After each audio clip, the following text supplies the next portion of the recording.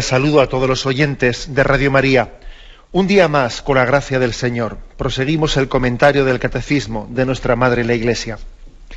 Nos hemos quedado en el punto 2182. Dentro de la explicación del tercer mandamiento, santificarás las fiestas, este punto está ya en la parte final de un apartado que dice sobre la obligación del domingo, el precepto del domingo. Dice así, este punto, 2182. La participación en la celebración común de la Eucaristía dominical es un testimonio de pertenencia y de fidelidad a Cristo y a su Iglesia. Los fieles proclaman así su comunión en la fe y la caridad. Testimonian a la vez la santidad de Dios y su esperanza de salvación. Se reconfortan mutuamente guiados por el Espíritu Santo. Parece pues que este punto se centra un poco en explicarnos para qué nos juntamos en la celebración dominical. La Iglesia nos ha dado un precepto, ¿no? Pero también es importante que motivemos, que subrayemos los para qués, ¿no? Entonces aquí lo primero que dice este punto es que nosotros testimoniamos, hay un testimonio en la participación dominical. No es el único aspecto, ¿no? Porque claro, este punto hay que tomarlo en el contexto de los anteriores y de los posteriores. Pero aquí lo que se subraya es que la participación en la celebración común de la Eucaristía dominical es un testimonio. Un testimonio. Bueno, testimonio dice de fidelidad a Cristo, de pertenencia a Él y a su Iglesia. Yo quiero subrayar esto, el hecho de que nosotros, como cristianos que somos, tenemos un deber de ser testigos de Jesucristo. Y claro, y uno dice, bueno, ¿yo cómo lo hago, no? ¿De qué manera puedo ser testigo de Cristo? ¿De qué manera testimonio ante las demás las cosas, etcétera, ¿no? Y cómo hablo, y en la fábrica, y en el contexto en el que estoy. Es muy difícil hacer apostolado. Hacer apostolado en un ambiente adverso es complicado, ¿no? ¿Cómo puedo ser yo testigo de Cristo? Y además, en el sacramento de la confirmación, especialmente, a todos aquellos que se nos ha sellado con el sello del Espíritu Santo, se nos envía a ser testigos de Cristo. Y, bueno, ¿yo cómo testimonio mi fe, no? Bueno, en principio, haciendo en cada momento lo que debo de hacer. El mejor testimonio es hacer en cada momento las cosas como si fuesen el momento cumbre y álgido de mi vida. Es decir, que ese es el mejor testimonio. Ya comáis, ya bebáis, ya descanséis, ya trabajéis, hacedlo todo para la gloria de Dios. Que las cosas sean hechas con intensidad, ¿no? Creo que conoceréis esa anécdota que se cuenta, y creo que es de San Luis Gonzaga, creo recordar, ¿no? Un novicio jesuita que dice que estaban en el recreo, unos cuantos novicios jesuitas, y hablaban entre ellos, no tenían conversaciones espirituales. Y entonces uno pues les dijo a los demás, ¿no? Oye, si fuese ahora, si supieseis que ahora es el fin del mundo, que va a ser enseguida, ¿no? En un cuarto de hora, en media hora el fin del mundo, ¿vosotros qué haríais? Y uno dijo, pues yo iría a la capilla y haría un acto de consagración, pues al corazón de Jesús. Yo iría corriendo a donde mi familia y les avisaría para que se preparasen. Dijo, yo iría a donde unos amigos que tengo alejados, y etcétera, etcétera, ¿no? Y él, cuando llegó el turno de San Luis Gonzaga, él dijo, pues yo seguiría jugando, porque es la hora del recreo y ahora lo que nos toca es jugar, ¿no? Bueno, esa anécdota, que no sé si es histórica o no, pero bueno, lo importante es la enseñanza de la anécdota. ¿Qué quiere decir? Que la mejor manera de dar testimonio es hacer en cada momento lo que estamos llamados a hacer, vivir en intensidad cada momento de nuestra vida. Ese es el mejor testimonio. Ese es el mejor testimonio. Dar testimonio no es hacer un teatro delante de los demás. Voy a aparentar que soy bueno delante de los demás, ¿no? Voy a figurar delante de los demás. No. Testimoniar es, de alguna manera, vivir en transparencia ante los demás. Vivir de una manera transparente. Y pedirle al Señor esa gracia, pues de ser humildemente un espejo suyo ante los demás, ¿no? Señor, que quien me mire te vea. Yo no quiero que que los ojos que me miran se queden en mí, sino que ojalá no en mí puedan verte a ti, Señor. Eso es dar testimonio. No es ser un figurín, no. Es sencillamente hacer en cada momento lo que tenemos que hacer, y además sin apropiarnos de tal cosa, sin vanagloriarnos de ello. Siervos inútiles somos, hemos hecho lo que teníamos que hacer. Cada vez que hacemos algo bueno, tenemos que hacerlo con este espíritu, ¿no? Señor, yo soy un siervo inútil, he hecho lo que tenía que hacer. Ahora el colmo es que se me suba a la cabeza o que me vanaglorie de haber hecho lo que debo, ¿no? Vamos, ese sería el colmo.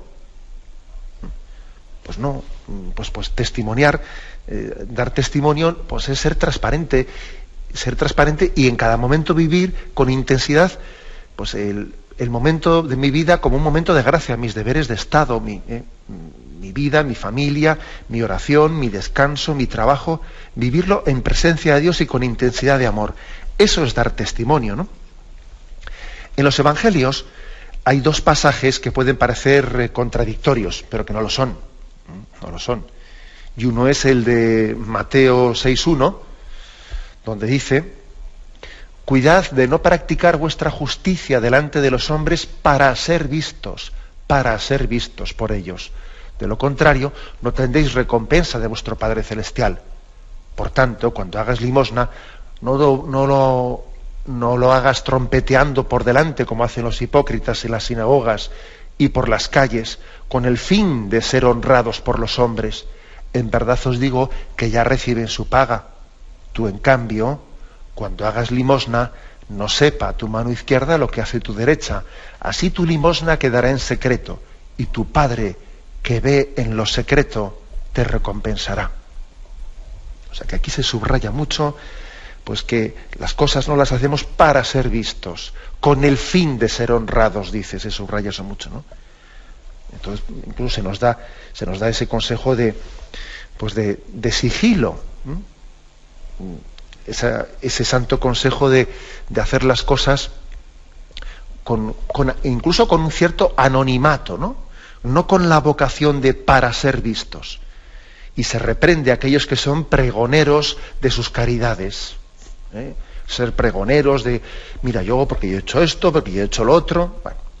Sin embargo, en el mismo Evangelio de San Mateo, en el capítulo anterior, en el capítulo 5, versículo 14, dice: vosotros sois la luz del mundo. No puede ocultarse una ciudad situada en la cima de un monte, ni tampoco se enciende una lámpara y la ponen debajo del celemín, sino la ponen sobre el candelero, para que alumbre a todos los que están en la casa. Brilla así vuestra luz delante de los hombres, para que todos vean vuestras buenas obras y glorifiquen a vuestro Padre que está en los cielos. Y entonces, uno podría decir, ¿esto no es contradictorio con lo anterior? ¿O dice en el otro sitio que no se entere la mano derecha lo que hace la izquierda? Y aquí se dice, brillen vuestras obras delante de todo el mundo para que viéndolas den gloria a Dios. ¿Cómo compaginamos una cosa con la otra, no?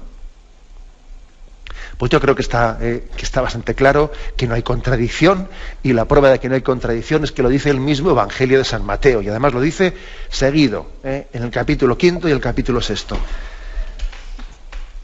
Evidentemente no hay contradicción. La clave está en ese matiz que dice Jesús, ¿no? No obréis vuestras obras para ser vistos, con el fin de ser vistos, ¿no? La clave está en nuestra intencionalidad, que tenemos siempre que estar interiormente purificando. Siempre tiene que haber una labor interna de purificación de nuestra intencionalidad. Tener una rectitud de intención. Una rectitud de intención, que obremos las cosas buscando la gloria de Dios y no la gloria propia. Que nosotros, que por testimonio entendamos, por testimonio, pues ser reflejo de la luz de Dios ante los hombres, ¿no? Y no ir a lucirse, que no es lo mismo ser luz de Dios que ir a lucirse. Es que es totalmente distinto. Y claro, ¿y cómo distinguimos eso? Pues mira, eso supone pues una vida interior, supone una rectitud de intención, supone estarte purificando, tener oración, vivir en presencia de Dios, no vivir en presencia de ti mismo, y yo, sino que Dios sea tu público y que ante Él purifiques tus intenciones. Eso supone una vida interior seria, claro. Hacer las cosas no para ser vistos, no ante los hombres, ¿no?, sino ante Dios. Dios es mi público. Bien, en este sentido es como hay que entender que esta invitación que aquí se nos dice a vivir la Santa Misa, a vivir la Eucaristía Dominical como un testimonio, no para ser vistos, para dar gloria a Dios. Y aquí entendemos por testimonio hacer en cada momento lo que toca hacer, sabiendo que el que hace lo que debe, sin darse cuenta, ya está dando testimonio. Está dando testimonio, es así la cosa. Bueno, es una invitación importante esta, pues. Y es que hay que decir que hoy en día vivir la Eucaristía Dominical y vivirla alegremente y vivirla coherentemente, y que una persona tenga el centro de su domingo, el centro del fin de semana sea el domingo y el centro del domingo sea la Eucaristía Dominical, eso es un testimonio. Es un testimonio importante, ¿no? Porque cuestiona todos estos planteamientos de la secularización, los cuestiona, ¿no? Además es contracultural, ¿no? Y hasta tal punto es contracultural que muchas veces cuesta dar ese testimonio, cuesta darlo.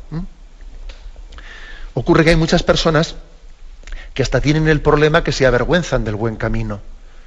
Tienen cierta dificultad, ¿no? Yo recuerdo que en más de una ocasión he dado tandas de ejercicios espirituales, o he asistido, pues por ejemplo, en el puente de carnavales a un encuentro de jóvenes en el santuario de Fátima, o bueno, pues en distintas ocasiones determinadas, y cuando ves que un joven, pues en los testimonios finales de esos ejercicios o de ese encuentro, con frecuencia dice, bueno, yo tengo que reconocer, estoy gozosísimo de haber venido aquí, estoy encantado, pero tengo que reconocer que he venido contándoles a mis amigos la milonga de que me iba a esquiar. Porque no me he atrevido a decirles, me voy a unos ejercicios espirituales, me voy a una convivencia en santuario de Fátima, me voy a no sé dónde. Y lo primero que voy a hacer cuando regresé es decirles a mis amigos dónde he estado y el gozo y alegría que he tenido de vivir, pues, este encuentro con el Señor, ¿no? O sea, es decir, cuesta a veces ser testigos en ambientes complicados, ¿no? También recuerdo, pues, no hace mucho tiempo, pues, comentando con algunas familias cristianas, ¿no?, y muy cristianas, pues también ciertas tentaciones que habían tenido, pues eso, de que se va todo el mundo de vacaciones y en ciertos ambientes determinados, pues resulta que todo el mundo está fardando, chuleando, ¿no? Y perdonad por la palabra, chuleando de que yo me he ido aquí, me he ido allá, a no sé qué sitio, a no sé qué hoteles, y a no sé qué lugares de veraneo, ¿no? Igual, pues una familia cristiana, que, bueno, pues que encima igual tiene más hijos, que los que no viven esa vida cristiana, o tiene más hijos, pues, y tiene que vivir de una manera más austera, porque también ha hecho una opción por la generosidad de la transmisión de la vida, pues igual no se puede permitir andar por ahí de hoteles con todos los niños y de esa manera, y tiene que buscar unas formas de vivir las vacaciones, pues más austeras, pues bien sea pues yendo al pueblo, o bien sea viviendo de no sé qué manera más austera, o arreglándose en un tipo de instalaciones pues distintas, ¿no? Y me contaban en una familia, pues cómo también habían vivido delante de los amigos, pues igual en vez de decir esto, pues tapamos un poco que hemos estado en este sitio, ¿no?, con todos los niños. Y yo les decía, no lo tapéis, eso es un testimonio muy grande. Si alguno se ríe de vosotros, es que sencillamente eso demuestra, ¿no?, su enfermedad interior. Eso es un testimonio, ¿no? Es un testimonio al que hayáis optado en vuestra vida, pues por ser generosos en la transmisión de la vida, y luego viváis más austeramente, ¿no?, para poder dar más hijos a la vida. Bendito sea Dios, es un testimonio, no lo ocultéis, no os avergoncéis de ello. Hoy en día a veces nos avergonzamos de lo bien hecho, y resulta que aquí lo que es fácil es ufanarse del mal, pavonearse de lo mal hecho. Es tremendo esto, ¿eh? O sea, estamos en un mundo bastante contrario, muy diferente al que el Señor, pues en el entorno de los fariseos denunciaba, ¿no? Claro, en el entorno fariseo, pues existía esa especie de pues tendencia social a pavonearse de que uno rezaba en medio de las plazas. No seáis como los fariseos, que se ponen en medio de la plaza para rezar, para que todo el mundo les vea. Hombre, francamente, hoy casi nos pasa lo contrario, ¿sabéis? Hoy la tentación no es ponerse en medio de la plaza para que todo el mundo me vea rezar. No, la tentación es casi la contraria. Casi la contraria. Que estoy yo allí, pues igual, escondiendo el rosario para que nadie me lo vea. Eso no quiere decir que no haya una tentación farisaica. Siempre la ha habido y siempre la habrá. Pero especialmente, yo creo que la tentación de nuestros días en tiempo de secularización es, bueno, pues el que tengamos la dificultad de vivir en transparencia lo que hacemos, ¿no? Parece que tenemos que avergonzarnos de ello, tenemos que ocultarlo. Por eso, el acudir y vivir intensamente la Santa Misa del domingo es un testimonio que tenemos que hacer como esa lámpara que está puesta no debajo del celemín, sino sobre el candelero, para que alumbre a todos los que están en la casa y todo el mundo la vea. Y si, por ejemplo, tenemos situaciones de quedar con los amigos, o de que nuestro hijo va a casa de no sé quién, o esto o lo otro, o un plan común con la familia, que hay otros que no van a misa, pues nosotros lo que tenemos que hacer es, sin avergonzarnos, decir desde el principio, pues que, bueno, nosotros queremos ir a misa, y entonces a ver cómo nos arreglamos para que en este plan nuestra misa pues se viva. Y si ellos quieren venir, que vengan, y si no, vamos nosotros y ya está. Porque a veces por no decirlo, como decía un amigo mío, más vale ponerse una vez rojo que 20 veces amarillo. O sea, más vale ser claro, ser transparente. Oye, mira, yo el domingo en ese plan que hagamos, yo como quiero ir a misa, pues me voy a informar a ver por aquel lugar qué iglesias hay. Entonces, bueno, vosotros si queréis venir, pues nada, venís. Y si no, pues ya haremos un plan de que nos encontramos después a la salida. Eso es un testimonio. Eso es un testimonio, ¿no? Y creo que tenemos que sencillamente vivirlo con transparencia. Hacer en cada momento lo que toca hacer, ¿no? Creo que esa es una forma de ser testigos de su gracia.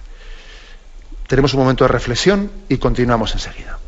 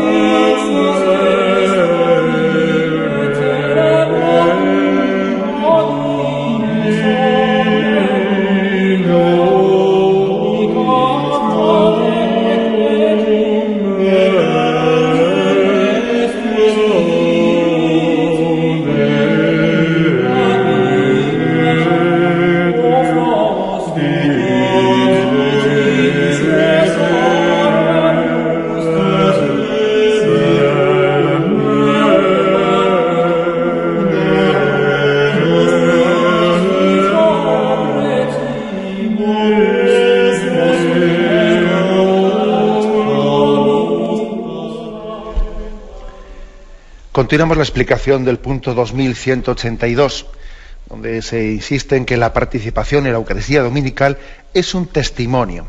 Dice testimonio de pertenencia y de fidelidad a Cristo y a su Iglesia. Es decir,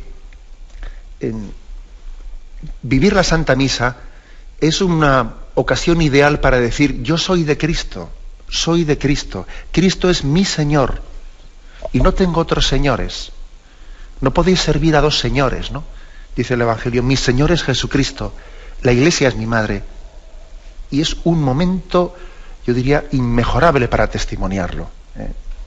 No podéis servir a dos señores, no podéis servir, pues eso, yo tener a Cristo por Señor y tener a un partido político por Señor. No, yo tendré mis ideas políticas, pero en un momento determinado yo sé que en mí lo que prima es mi adhesión a Jesucristo y a la Iglesia. Y si choca en algo, pues la doctrina o la práctica de ese partido político con mi adhesión a Jesucristo, si hay un conflicto, lógicamente lo que primará será mi adhesión a Cristo y a la Iglesia. Lo que no voy a hacer es tener en virtud de una obediencia, que no debo tener una obediencia, ¿no?, a unas ideas políticas, pues resulta que voy a estar yo criticando a mi madre iglesia porque han tenido una especie de choque con un partido político o con lo que sea. Yo no tengo dos señores, Dios y la política, o Dios y el dinero, o Dios y el fútbol, no. Es decir, mi único Señor es Jesucristo. Y esto es algo que lo estamos proclamando en la asistencia a la Santa Misa, porque en ella nos alimentamos de Cristo. La palabra de Dios es nuestro alimento, nuestro referente. Desde ella juzgamos el resto de las cosas. Uno recibe la palabra de Dios y ella le da la capacidad de tener un juicio crítico del resto de las cosas que vivimos en la sociedad, ¿no? Un juicio crítico de cómo se vive pues la educación, de cómo se vive la política, de cómo se vive pues la vida laboral, etcétera, etcétera, ¿no? Yo no tengo dos señores. Un cristiano tiene un único Señor. Yo soy de Jesucristo, ¿no? Esto es importante. Recientemente pues ha ocurrido una anécdota un episodio hermoso donde los haya, y es que pues Ingrid Betancourt, que sabéis que había sido secuestrada durante más de 6 años, cerca de 7 años, por la guerrilla en Colombia, por las FARC. Después de su liberación, ella mostró su deseo de ir a verle al Papa, y en el encuentro que tuvo con el Papa, pues el día 1 de septiembre, el Papa hizo con ella, pues yo creo que una conversación cual si fuese de una especie de dirección espiritual, ¿no? Porque ella le manifestó que ella se había consagrado al corazón de Jesús el día 1 de junio, ¿no? Cuando todavía estaba allí en la selva, allí estaba presa, y allí ella había hecho una consagración al corazón de Jesús. Y le había dicho, yo seré tuya. Le había pedido que le protegiese, que le liberase, ¿no? Y yo seré tuya. Y luego el corazón de Jesús le había concedido esa gracia, ¿no? Y ella le pregunta al Papa en la entrevista que tiene con él, ¿no? Le pregunta, Santidad, ¿yo cómo puedo cumplir ahora esa promesa que le hice al corazón de Jesús de ser suya? ¿Qué significa ser de Cristo? ¿Qué significa pertenecer a Cristo? ¿Cómo puedo yo llevar eso a la práctica? Le preguntó Ingrid Betancourt al Papa, ¿no? Y el Papa le respondió, Él te irá mostrando el camino de cómo ser suya. Tú síguele en fidelidad. Una respuesta muy, muy hermosa. Bueno, ¿de qué manera podemos ir mostrando en la vida que yo soy de Cristo, que Él es mi Señor? Bueno, pues por ejemplo, viviendo la Eucaristía dominical como el momento central. Él es mi Señor y es el centro de mi vida. No es le dejo a Él si me sobra algo de tiempo. No, Él es el centro, es mi Señor. Y además desde la palabra de Dios revisto, ¿no?, mis criterios de la palabra de Dios para desde ellos juzgar y criticar el resto de las cosas, ¿no?, y valorarlas desde los ojos de Cristo. Por tanto, dice aquí, es un momento de testimoniar mi pertenencia y mi fidelidad a Cristo, mi único Señor. También es un momento, dice aquí, de proclamar, una forma ideal de proclamar la santidad de Dios. La santidad de Dios. Como hemos dicho en algún programa anterior, además hubo una oyente que hizo una intervención que yo creo que fue muy, muy clarificadora. Decía ella que en su trabajo, que la oficina, que a veces se hablaba de estos temas, y el resto de los compañeros sabían que ella era una católica practicante, y bueno, pues ya sabemos eso, lo que suele a veces suscitar de críticas o de ridiculizaciones, ¿no? Y claro, la típica pregunta, ¿y tú por qué vas a misa? ¿Te crees que eres mejor que los que no van y no sé qué? Y bueno, y decía ella que ella respondía, no, yo voy a la Eucaristía en primer lugar, pues porque yo necesito dar gracias a Dios, dar gracias a Dios. Es decir, nosotros acudimos a la Santa Misa como una ocasión inmejorable de proclamar la santidad de Dios. Porque Dios es bueno. Porque Dios es bueno. Es decir, yo en el fondo no voy a misa ni siquiera en primer lugar para ser yo bueno, o para que Dios me haga favores, o para no sé qué. No, yo en primer lugar voy a la Santa Misa para proclamar la gloria de Dios, para decir qué bueno es Dios, para en el fondo ser como el leproso, aquel que cuando fue limpiado, cuando fue curado, sintió la necesidad de volver a dar gracias. Y Jesús dijo, ¿no había curado yo a 10 leprosos? ¿Y los otros 9 dónde están? Solamente ha venido este a dar gracias. O sea que, por lo tanto, la primera razón de ser de la vivencia de la Eucaristía Dominical es dar gloria a Dios, alabarle, darle gracias. Y luego, por supuesto, que habrá otras razones, pero esta es la primera, proclamar la santidad de Dios, dice aquí. Testimonian a la vez la santidad de Dios y su esperanza. Otra razón de ser, lo dice en la frase final, reconfortarse mutuamente guiados por el Espíritu Santo. Bueno, quiere decir que nosotros necesitamos también de una ayuda mutua. No se puede ser cristiano por libre. Es muy fácil que en ese camino uno pues tenga desalientos, momentos de desalientos, ¿no? Es así, eso es. Yo recuerdo que en el Camino de Santiago, que tuve ocasión de hacer hace ya unos cuantos añitos, ¿no?, con un grupo de 12 jóvenes, pues después fue un comentario entre nosotros haciendo una pequeña evaluación. Dijimos, oye, ¿te das cuenta cómo a lo largo del Camino de Santiago todos hemos tenido momentos malos? Tú tuviste un momento de bajón, pues allá por Burgos. A ti, al otro le pegó una pájara, como se dice, ¿no?, allá por el Febreiro. Otro no sé qué. Pero, curiosamente, por la gracia de Dios, esos momentos de bajones los tuvimos alternativamente, ¿no? Y cuando uno le cogía la mochila al otro, pues mira, luego a la semana siguiente era ese el que le cogía la mochila al anterior. O sea, eso está evocando también la realidad de la vida, ¿no? La vida es corta, pero al mismo tiempo es lo suficientemente larga para que todo el mundo tenga momentos en los que necesita de apoyarse en los demás, cual si bastones fuésemos, ¿no?, para podernos ayudar a caminar mutuamente. Es decir, tenemos que reconfortarnos mutuamente, como dice aquí. La Eucaristía Dominical es también necesaria para reconfortarse mutuamente. Por eso también que la Iglesia Católica pues suele, incluso más allá que la Eucaristía Dominical, de vez en cuando también pues organiza encuentros especiales, como puede ser, pues eso, ¿no? Bueno, ni que decir, tiene las Jornadas Mundiales de la Juventud para los jóvenes, o otro tipo de encuentros nacionales o arciprestales, etcétera. Pues también los arciprestazgos a veces suelen organizar encuentros de fin de curso pastoral.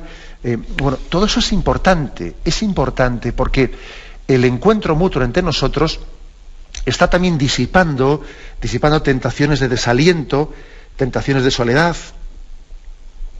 Necesitamos reconfortarnos mutuamente. Dios ha querido que caminemos no en solitario. De hecho, Él envió a los discípulos de 2 en 2. No les envió solos, les envió de 2 en 2, porque Él sabía que iban a necesitar uno del otro. Reconfortados mutuamente, la Eucaristía Dominical. Y también hay una razón más de la Eucaristía Dominical que está aquí insinuada en el punto paralelo al que se nos remite, que es el punto 815, ¿no? Y es que cuando decimos que la Iglesia es una, santa, católica, cuando decimos que es una, también allí se explica en aquel punto del catecismo que existen vínculos para la unidad. Hay vínculos en los que se visibiliza la unidad que tenemos entre los cristianos, ¿no? Y la unidad tiene que ser visible. Una unidad invisible, madre mía, a ver qué unidad es esa. O es un sueño, o es una quimera. La unidad tiene que ser visible. Entonces, en aquel punto se dice que los signos que hacen visible la unidad de los cristianos, de los creyentes en Cristo, son, primero, la profesión de una misma fe recibida de los apóstoles. O sea, rezar todos juntos el mismo credo. La celebración común del culto divino, sobre todo de los sacramentos. O sea, tener una misma fe, adherirnos al mismo credo. Segundo, rezar juntos, tener el mismo culto, participar unidos en la liturgia. Y tercero, la sucesión apostólica por el sacramento del orden, ¿no? Es decir, la sucesión apostólica a través de cómo los apóstoles, en ellos se está dando entre ellos la sucesión desde Jesucristo, desde sus 12 apóstoles, hasta los obispos actuales, ¿no? Y eso es una unidad, es una unión de sucesión apostólica entre nosotros. Nosotros No pretendemos ser seguidores de Cristo, sino engarzados en la unión de la sucesión apostólica que durante 2000 años ininterrumpidamente se vive en el seno de la Iglesia. Bien, estos son signos visibles de comunión entre nosotros.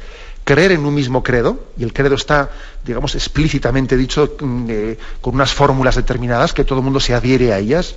Creer en un solo Dios, Padre Todopoderoso. Segundo, celebrar en común la liturgia, todos unidos rezando en común. Y en tercer lugar, la sucesión apostólica, que nos une a todos a través de esa sucesión de 2000 años con Jesucristo, ¿no? Bueno, estos son signos visibles de unidad, ¿no? Por lo tanto, la vivencia de la misa dominical es muy importante para que en ella se visibilice que somos uno. Y Jesús nos quiso uno, nos quiso unidos. Él rogó al Padre para que todos fuésemos uno. Que todos sean uno, Padre, como tú y yo, Padre, somos uno. Así reza Jesús en aquel discurso de después de la última cena. Si no viviésemos la Eucaristía del domingo, si la Iglesia no se hubiese reunido después de la resurrección de Jesús, dominicalmente, ¿no?, para celebrar la Eucaristía, que no nos quepa la menor duda que nos hubiésemos disgregado, pero rápidamente, ¿no? Que no os quepa duda de que si la fe católica no hubiese sido confesada domingo tras domingo, si el credo no se hubiese sido confesado durante 2000 años, pues al final no se sabría ni en qué creemos, ¿no? La prueba es que un silencio prolongado de nuestra fe es casi un sinónimo de una duda consentida. Cuando uno durante mucho tiempo, no es que niegue, pero sin negar no confiesa explícitamente, ¿no?, su fe, un silencio prolongado en la confesión de la fe acaba siendo sinónimo de una duda consentida. Es que es así. Lo que no se expresa acaba debilitándose. Luego, también acudimos a la Santa Misa los domingos, pues para, como hemos dicho antes, para proclamar la santidad de Dios, para darle gloria, para reconfortarnos mutuamente, para manifestar nuestra pertenencia y también para reforzar nuestra unidad. Somos uno. Y un signo visible de nuestra unión en Cristo es la asamblea dominical. Sin ella, que no os quepa duda que para estas horas ya no tendríamos fe. Para estas alturas la habríamos perdido. Bien, tenemos un momento de reflexión y continuaremos enseguida.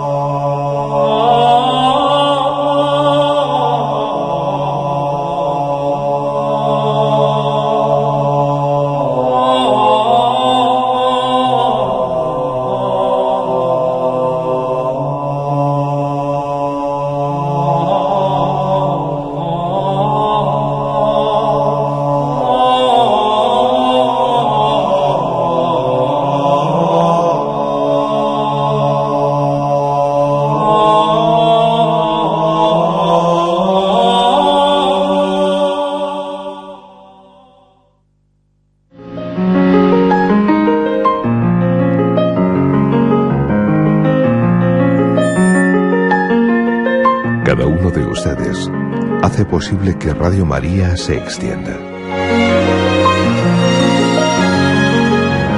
En nombre de todos, gracias. Radio María, la fuerza de la esperanza.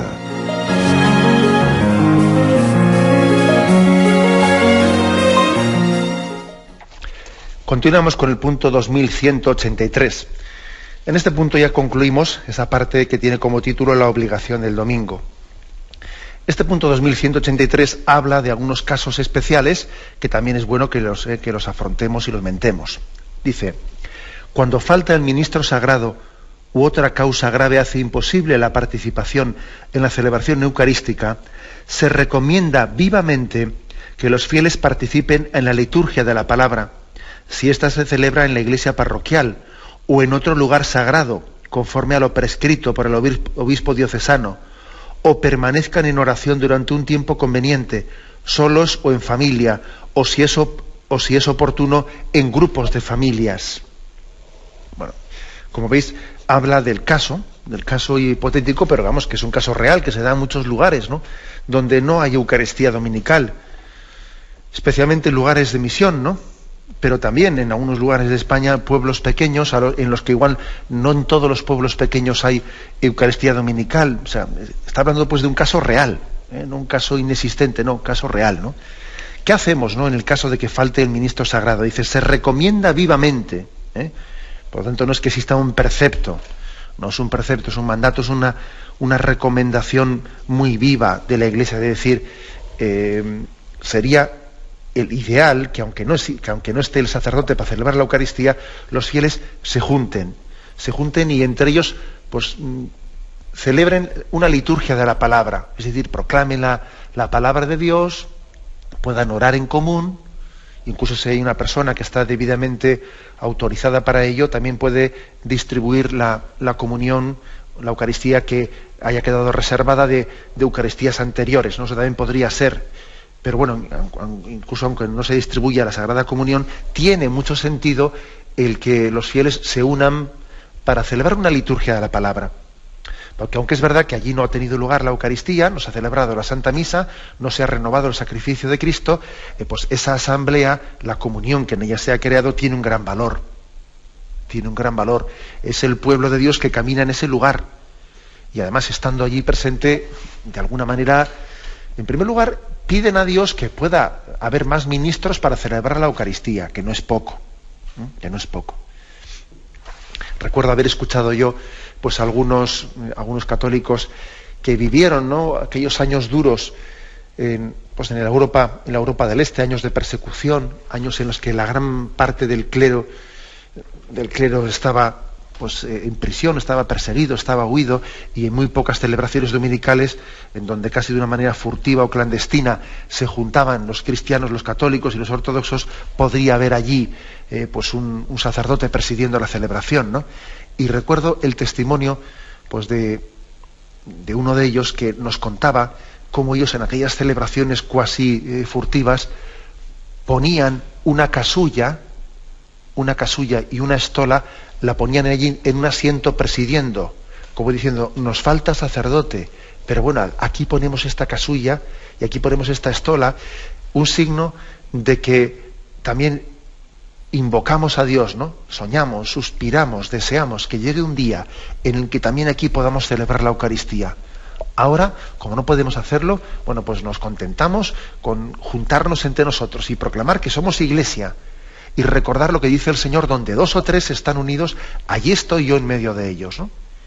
Y nuestra reunión está intercediendo para que también llegue el día en que se celebre plenamente la Eucaristía. Y nos unimos a todas las Eucaristías y vivimos esa comunión que existe, ¿no?, en el cuerpo místico que es la Iglesia, y hacemos un acto de comunión espiritual. Cuando no podemos recibir al Señor sacramentalmente, hacemos un acto de comunión espiritual. Ojo, que en una comunión espiritual bien hecha se puede recibir muchas gracias de Dios, y muy intensas, Por eso tiene sentido, claro que tiene sentido, ¿no?, el que los cristianos se junten. A veces ocurre, y permitidme así alguna especie de consejos prácticos, que en ese tipo de reuniones, pues claro, como nos conocemos todos, y como cada uno sabe los defectos del otro, pues empieza una especie de cierto sentido de respetos humanos, ¿no? ¿Y quién dirige esa celebración? ¿Qué va a ser? ¿La María? ¿La Mari Carmen? ¿Va a ser Juan? ¿Va a ser el tío Antonio? ¿Va a ser no sé quién? Que ya le conocemos a cada uno aquí sus defectos, y entonces parece que nadie quiere ponerse allí. Todos son creyentes, pero claro, entre ellos que hay alguien que dirija esa liturgia de la palabra, comenzamos ya con respetos humanos y con vergüenzas, ¿no? Y es que si pone uno, le van a decir a él, este que va de cura, se piensa él que él es mejor que no sé quién. A veces, por desgracia, esta especie de respetos humanos suele impedir bastante que en estos lugares donde no hay Eucaristía, alguien se ofrezca pues a dirigir, ¿no?, humildemente, ¿no?, a dirigir pues unos rezos, unas oraciones y la liturgia de la palabra.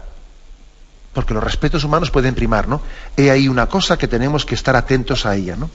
Valorar mucho a las personas, a los voluntarios que se han ofrecido pues para poder dirigir esas liturgias de la palabra, para hablarlos mucho, y no caer en esa especie de mirada escéptica, o que no sé si en el fondo son un poco de celos, o yo qué sé es eso, ¿no? Es decir, ojo con eso, que el demonio que es malo y es capaz de sembrar cizaña siempre en todos los lugares. No tener esa mirada escéptica y colaborar cada uno en la medida de sus posibilidades, y evidentemente pues siempre será más imperfecto, etcétera. Otro defecto que también suele ocurrir, que a veces indebidamente a eso se le llama misa.